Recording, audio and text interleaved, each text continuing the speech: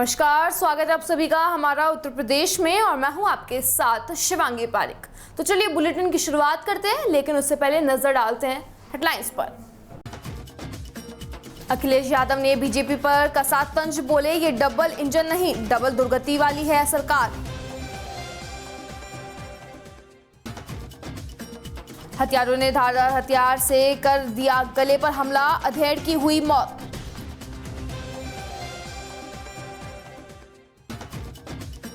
संदिग्ध परिस्थितियों में अपहरण बच्चे का शव और बालिका के अवशेष बरामद। और अब खबरें विस्तार से। समाजवादी पार्टी के अध्यक्ष अखिलेश यादव ने बीजेपी सरकार पर निशाना साधा। पूर्व मुख्यमंत्री अखिलेश यादव ने शुक्रवार को एक ट्वीट में कहा कि भाजपा राज में महिलाओं के खिलाफ हो रहे अपराधों के कारण प्रदेश की छवि बहुत धूमिल हुई है। चाहे गोरखपुर मंडल हो या फिर अन्य मंडल, सबसे अपराधों के आंकड़े में एक दूसरे को पिछाड़ने की होड़ लगी हुई है। उन्होंने कहा कि ये डबल इंजन नहीं है, डबल दुर्गति वाली सरकार है। इससे पहले अखिलेश ने बुधवार को एक ट्वीट में कहा कि उच्च न्यायालय द्वारा डॉक्टर वकील की रिहाई के आदेश पर देश प्रदेश में हम सभी इंसाफ पसंद लोगों ने संघर्ष स्वागत किया है। उम्मीद है कि झूठे मुकदमों में फंसाए गए आजम खान को भी शीघ्र ही न्याय मिलेगा। उन्होंने प्रदेश की योगी आदित्यनाथ सरकार पर निशाना साधते हुए कहा कि सत्ताधारियों का अन्याय तथा अत्याचार हमेशा ही नहीं चलता रहेगा। पूर्व मुख्यमंत्री ने कहा कि कभी कभी यूं भी लिखी जाती है कि इंसाफ की आबरू हिफाजत में रख लिए जाए तो कुछ फैसलों के फैसले। वहीं अपने दूसरे ट्वीट में कहा कि अखिलेश यादव ने ट्वीट भी किया, जिस प्रकार देश भर में परीक्षाओं ने अपनी नापसंदगी दर्शकार अपने रोष दर्ज किए हैं, उसे साफ कर दिया गया है कि चिंतित युवा और अभिभावक भी चाहते हैं कि सत्ताधारी अपना बंद त्याग कर परिवार वालों की मांग सुने। याद रहे, पलटे हुए अंगूठे सत्ता भी पलट देते हैं। ये जनतंत्र है, मनतंत्र नहीं।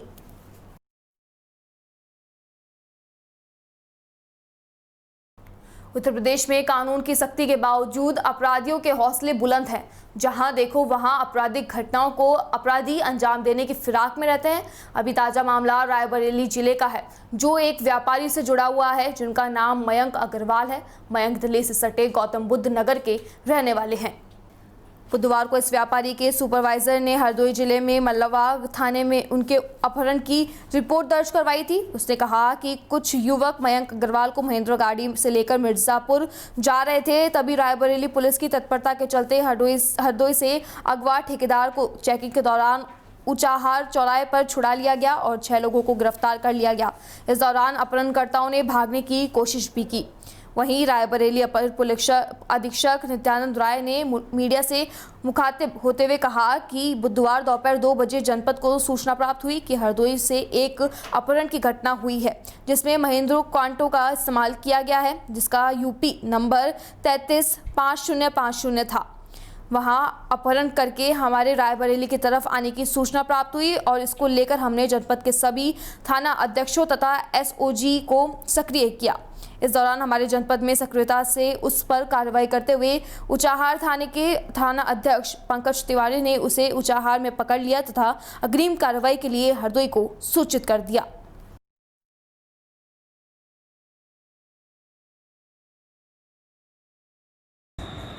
आज दोपहर करीब 2 बजे जनपद को सूचना प्राप्त हुई कि हरदोई से एक अपहरण की घटना हुई, जिसमें महिंद्रा क्वांटो गाड़ी का इस्तेमाल किया गया, जिसका नंबर यूपी 635050 था। वो अपहरण करके हमारे रायबरेली की तरफ आने की सूचना प्राप्त हुई। इसको लेकर के हमने जनपद के सभी थानाध्यक्षों तथा एसओजी वगैरह को सक्रिय किया तथा हमारे जनपद में सक्रियता से उस पर कार्रवाई करते हुए ऊंचाहार थाने के थानाध्यक्ष पंकज तिवारी ने उसको ऊंचाहार में पकड़ लिया तथा अग्रिम कार्रवाई के लिए हरदोई को सूचित किया गया है। किसी से छुपा नहीं है, न ही किसी को बताने की जरूरत है कि रायबरेली का क्राइम ग्राफ अपने चरम पर है। यूपी के रायबरेली जनपद को अपराधियों का हब कहा जाने लगा है, जो कि काफी हद तक सही भी है। जनपद रायबरेली में रोजाना कहीं न कहीं आपराधिक वारदातें होने पर आम बात हो गई है और कानून व्यवस्था बिल्कुल ढालम हो चुकी है। रायबरेली के डम्मऊ थाना क्षेत्र के घुरवारा पुलिस चौकी से महज 4 किलोमीटर दूर पर 50 वर्षीय अधेड़ रामप्रकाश की हत्या पहले से घात लगाए हत्यारों ने धारदार हथियार से गला काटकर कर दी व शव को नहर में धकेल दिया। ग्राम हबीबपुरा तपे तेरुखा निवासी राम प्रकाश उम्र लगभग 50 वर्ष अपने व्यक्तिगत काम से गुरुवारा से वापस आ रहा था। उनके साथ में उनका 12 वर्षीय पुत्र भी था। घात लगाए हमलावरों ने प्रकाश को रोका, उसके बाद में धारदार हथियार से ताबड़तोड़ हमला करना शुरू कर दिया, जिससे वह लहूलुहान होकर गिर पड़ा। हमलावर इतने पर भी नहीं रुके, उन्होंने शव को नहर में धकेल दिया। मौके पर मौजूद 12 वर्षीय पुत्र हत्याकांड को देखकर सहम गया। वह मौके से जान बचाकर भाग निकला, उससे उसकी जान बच गई। सरेआम हुई इस हत्याकांड से समूचा इलाका दहशत में है। घटनास्थल घुरवारा पुलिस चौकी से महज 4 किलोमीटर दूर स्थित है। पूरे हत्याकांड को प्लान के तहत में अंजाम दिया गया, क्योंकि घटनास्थल आम सड़क है जिस पर आवागमन लगातार जारी रहता है। सूत्र बताते हैं कि हमलावरों ने गाड़ी रोकी और धारदार हथियार से हमला करना शुरू कर दिया और मौके से भाग निकले। सूचना के बाद में पहुंची पुलिस ने शव को कब्जे में लेते हुए प्रारंभिक जांच शुरू कर दी है। मौके पर मौजूद 12 वर्षीय मृतक का पुत्र घटना का प्रत्यक्ष गवाह है। मामले की पड़ताल पुलिस कर रही है। जनपद की हालत तो ये हो गई है कि हर दूसरे तीसरे दिन भी व्यक्तित्व से कांड हो रहे हैं। हाल ही में लालगंज पुलिस की आशंबिकता से हुई दलित युवक की मौत से रायबरेली पुलिस की जमकर किरकिरी हुई है। पुलिस ने अपनी भद्र पिटवाई है। घटना हुए कुछ ही दिन हुए हैं कि गुरुवार को फिर से लालगंज क्षेत्र में 2 चचेरे भाई व बहन का शव बरामद किए जाने से हड़कंप मचा हुआ है। पुलिस अधीक्षक रायबरेली की तमाम कोशिश असफल हो चुकी है। हालात बेहद ही नाजुक होते चलते जा रहे हैं। हत्या जैसी खबरें आम हो गई है। पुलिस विभाग इस बात से सकते में है कि आखिर कैसे एकाएक क्राइम ग्राफ बढ़ता जा रहा है। अपराधों को अगर समझाने की कोशिश करें तो बड़ा साफ है कि कहीं ना कहीं पुरानी रंजिश व वर्चस्व सामने निकलकर आ रहे हैं। क्षेत्र थानों में मनमानी करके अपनी चरम पर है। ईमानदार कार्रवाई के रूप में आम जनता के साथ धोखा हो रहा है। संगठित अपराध तेजी से पनप रहे हैं। अवैध शराब की बिक्री खुलेआम हो रही है। ड्रग्स का धंधा तेजी से पनप रहा है। इस पर पुलिसाया कार्रवाई बेअसर है। थानों पर गरीब पीड़ित व्यक्ति न्याय की आस में रहता है, लेकिन उनके साथ न्याय नहीं होता। वह पुलिस अधीक्षक कार्यालय पहुंचता है, वहां से भी खानापूर्ति की जाती है। रायबरेली का निवासी पूरी तरीके से पुलिस विभाग से पीड़ित हो चुका है। इसमें जरा भी संदेह नहीं है कि इसकी गवाही कुछ खबरें देती है, जो समय समय पर निकलकर सामने आ रही है। पुलिस अधीक्षक रायबरेली की जनता से फरियादों से इतना वास्ता है कि उसे आसानी से परखा जा सकता है।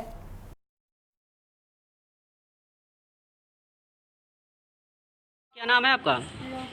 क्या हुआ है? ये कौन थे आपके? जो खत्म हो गए। क्या हुआ है?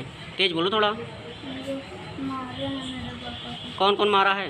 लाला और मम्मी और उनके पापा और उनकी मम्मी और दशरथ और निशराज और सोनू और रामू। आप थे वहाँ पे? भागा पुलिस ने क्या किया? पुलिस ने क्या कार्रवाई किया? हम नहीं जानी तो भैया हमका नहीं लगे हमारे पुलिस ने भी अपील सुन लिया? कुछ नहीं पूछ नहीं ना बता बोला ही नहीं रे। अभी तक मौके पे पुलिस नहीं पहुंची? हमका नहीं बोला ही नहीं रे। क्या नाम है आपका? हमारा नाम संपत।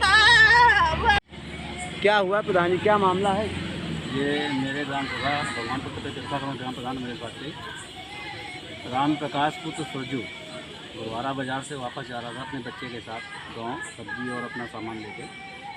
घात लगाकर कुछ इनके जो है पुरानी रंजिश होने की वजह से लोग घात लगाकर बैठे थे। उन्होंने धारदार हथियार से इनके ऊपर वार किया और लाश को नीचे नहर में फेंक के उसको गाने की कोशिश की। इनके साथ जो बच्चा बैठा था वो बच्चा किसी तरह जान बचा के भाग गया गाँव और वहाँ से लोगों को खबर दी उसने कि मेरे पिताजी का मर्डर हो गया है और अब लाश इस समय पुलिस के कब्जे में है। पुलिस क्या करे इसमें? पुलिस तत्परता से अपना कार्य निभा रही है और उन्होंने जो है सुरक्षा के लिए गांव में पुलिस भी तैनात कर दी है दरोगा साहब ने। प्रधान जी, आपको पता है क्या जिन लोगों ने हत्या की है? अभी लड़का बता रहा है, क्या बता रहा है? लड़का बता रहा है कुछ 5-6 नाम बताए उसने। क्या नाम बताए हैं? उसने नाम बताया है रामू, श्यामू, हंसराज, दशरथ, लाला, मोनू, राधे और उनके मिसेज। ये आपके ग्राम सभा के लोग हैं? हाँ, मेरे ग्राम सभा के ही लोग हैं। आपको क्या लगता है यही सब लोग हैं? अब ये तो अब हम तो थे नहीं वहाँ पे, हम कैसे कह सकते हैं यहाँ कि यही लोग हैं, लेकिन वो आई विटनेस है लड़का, वो आई विटनेस बता रहा है ये इतने लोग। मऊ जनपद के मोहम्मदाबाद गोहना कोविड-19 वैश्विक महामारी से जहां पूरे देश में लोगों की कमर तोड़ दी है, वहीं बुनकर समाज को जबरदस्त मार पड़ी है। सरकार को चाहिए था कि खास तौर पर बुनकरों की सहूलियत दे ताकि बुनकर समाज का भविष्य उज्जवल हो सके। लेकिन अफसोस यह है कि बुनकरों को फ्लैट रेट की शक्ल में जो बिजली मिलती है यानी मुख्य योगदान था, परंतु वर्तमान सरकार ने इसे भी खत्म कर दिया। ठीक उसी तरीके से जैसे कि भूखे प्यासे व्यक्ति के मुंह से निवाला ज़्यादा देने के बजाय उसे मिल रहा है, वो भी निवाला उत्तर प्रदेश सरकार ने छीन लिया। अब तो पूरी तरीके से बुनकरों का भविष्य अंधेरे में डूबता नजर आ रहा है, जिसके कारण बुनकर और उनका परिवार भुखमरी की कगार पर पहुंच गया है। बिजली से ही नहीं, बुनकर अपना व अपने परिवार का जीवन चलाता है। बिजली का उपयोग बुनकर लूम चलाकर किसी तरीके से अपना और अपने परिवारजनों का पेट भरता है। अब सरकार ने बिजली दर भी बढ़ा दी है, जिसके कारण बुनकर समाज काफ़ी परेशान हो गया है। बुनकरों की मांग ने की है कि यदि सरकार फ्लैट रेट फिक्स करके पासबुक की बहाली पूर्व में भांति की जाए ताकि बुनकर समाज व उनका परिवार भुखमरी की कगार पर न पहुँच सके। इस बिजली दर से न तो बुनकर के लोगों की खटपटाहट पूरी तरीके से बंद हो जाएगी। बुनकर बहुमूल्य क्षेत्र खौराबाद, अतिरारी, रसूलपुर, महरूपुर, हयात नगर, अंसार नगर आदि जगहों पर लूम की खतर पतर पूरी तरीके से बंद हो गई है।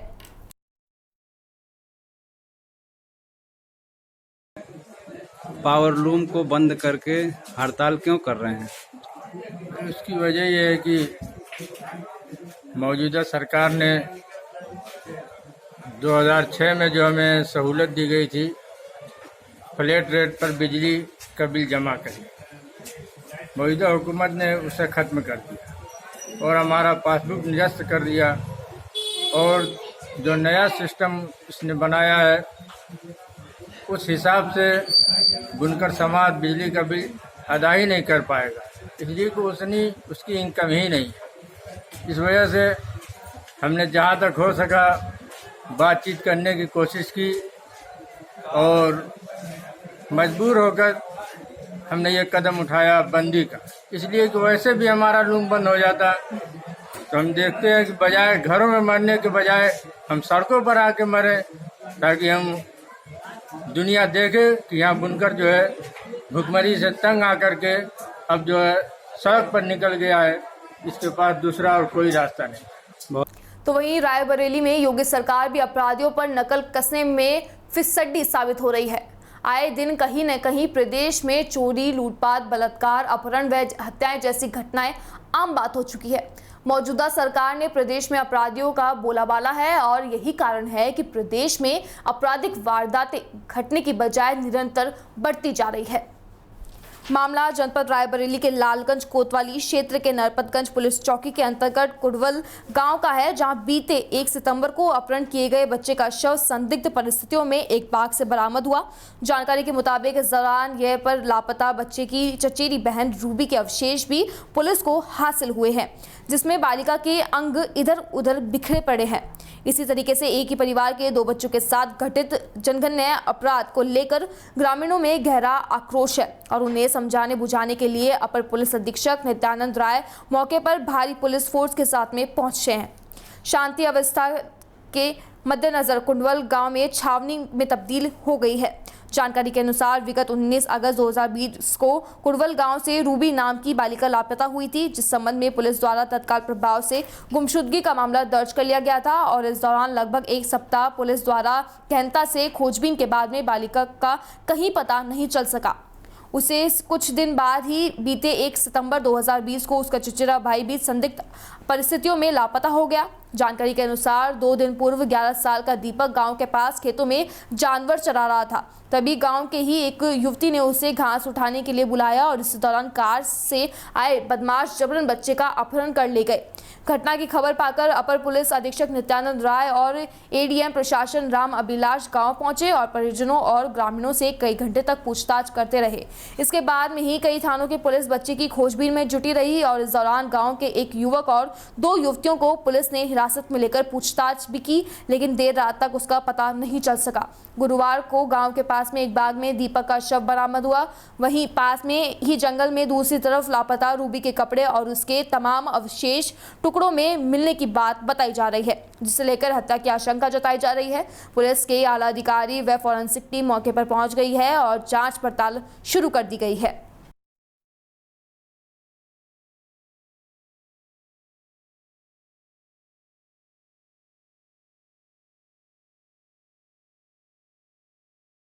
पूरी घटना सर। जी देखिए, ये कुड़वल गांव है, थाना क्षेत्र लालगंज का, और यहाँ में 19 तारीख को पिछले महीने 19 अगस्त को एक सूचना मिली थी एक 8 वर्षीय बच्ची के गायब होने की।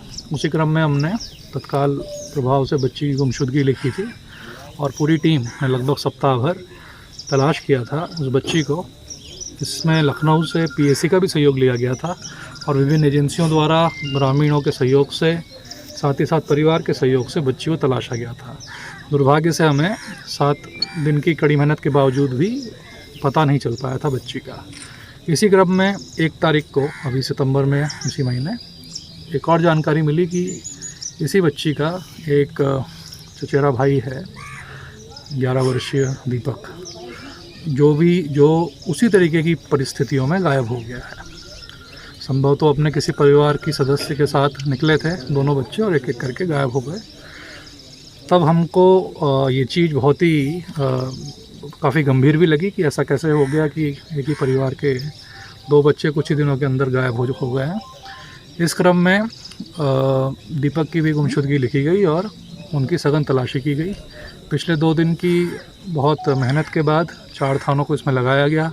प्रशासनिक पुलिस अमला सब मुस्तैद रहा। ग्रामीणों की मदद से हमने अभी लगभग 3 घंटा पूर्व जो बच्चा है दीपक, उसकी डेड बॉडी हमें यहीं गांव के जंगलों से बरामद हुई।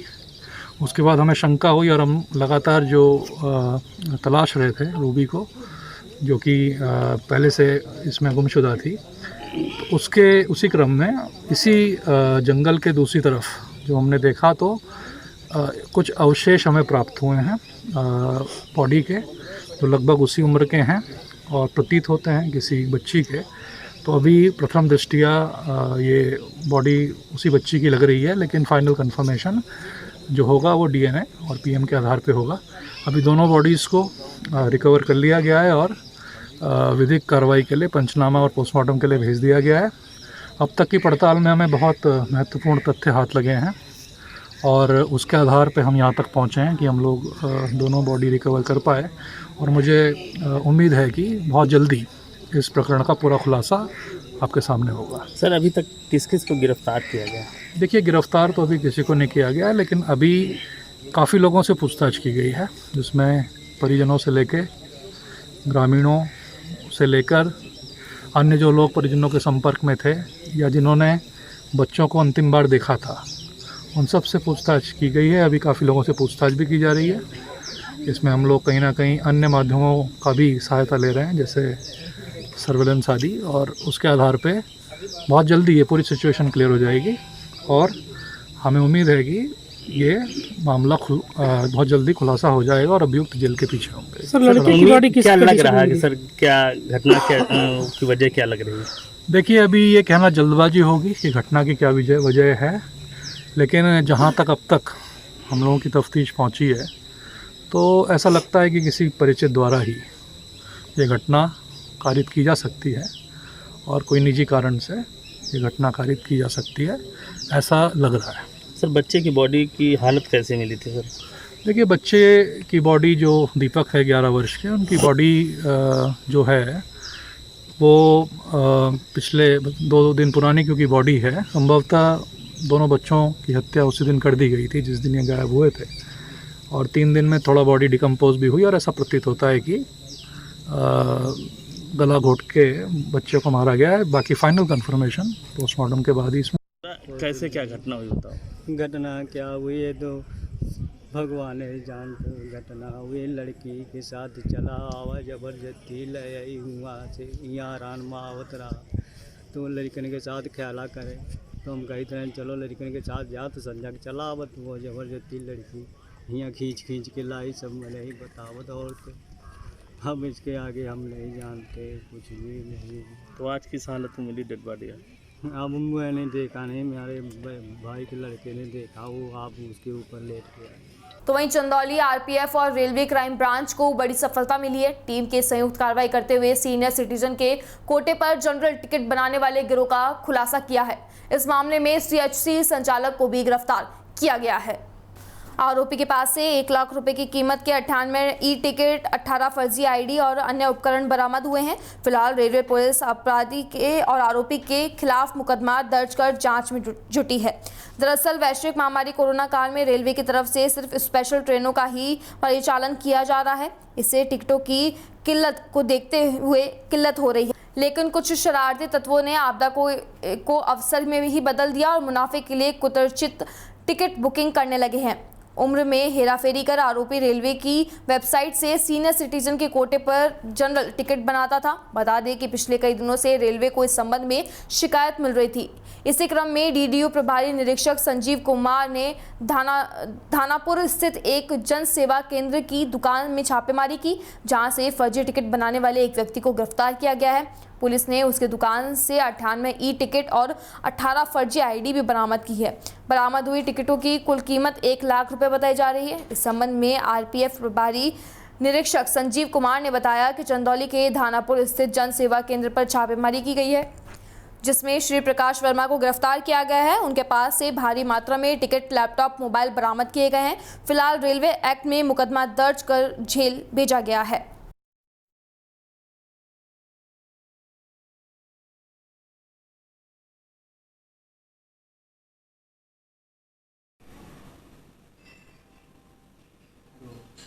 क्या है ये मामला? ये बड़िया मंडल सुरक्षा आयुक्त के आदेश पे सूचना मिला था कि कुछ लोग सीनियर सिटीजन के कोटा पे यात्रा करने वाले हैं।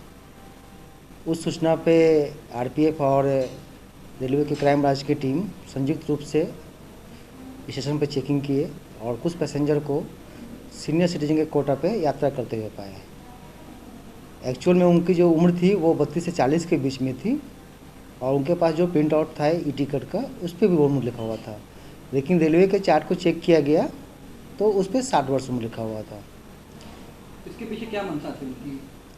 इसके पीछे उनकी मंशा ये थी कि सीनियर सिटीजन का कोटा होता है, उस पर वो लोग आसानी से अपनी। फिलहाल हमारा उत्तर प्रदेश में बस इतना ही। आप देखते रहिए डीपीके न्यूज़। नमस्कार।